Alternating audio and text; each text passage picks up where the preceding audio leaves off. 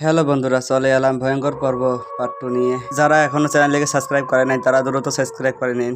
চলুন বেশি কথা না বাড়িয়ে ভিডিও শুরু করা যাক। আমি মিমকে জিজ্ঞাসা করলাম, তুমি এখানে একা একা দাঁড়িয়ে কি করছো? মিম বলল, ওর কি জানি ওই কবরস্থানের দিকে তাকিয়ে থাকতে ভালো লাগে। আমি অবাক হলাম মিমের কথা শুনে। কি বলছো মিম? কবরস্থানের দিকে কারো তাকিয়ে থাকতে ভালো লাগে? আমার মনে হচ্ছে মিম কোনো মানসিক রোগে ভুগছে, তাই ভাবলাম মিমকে ডাক্তারের কাছে নিয়ে যাব। আমি মিমকে বললাম, আমরা সামনের সপ্তাহে দুজনে মিলে ডাক্তারের কাছে যাব। মিম আমাকে জিজ্ঞেস করলো কেন? আমি এবার বললাম, এমনি দরকার আছে। আজ বাইরে প্রচুর পরিমাণে বৃষ্টি হচ্ছে আর মাঝে মাঝে বিদ্যুৎও চমকাচ্ছিল। বাইরের দৃশ্যটা খুব ভয়ঙ্কর ছিল।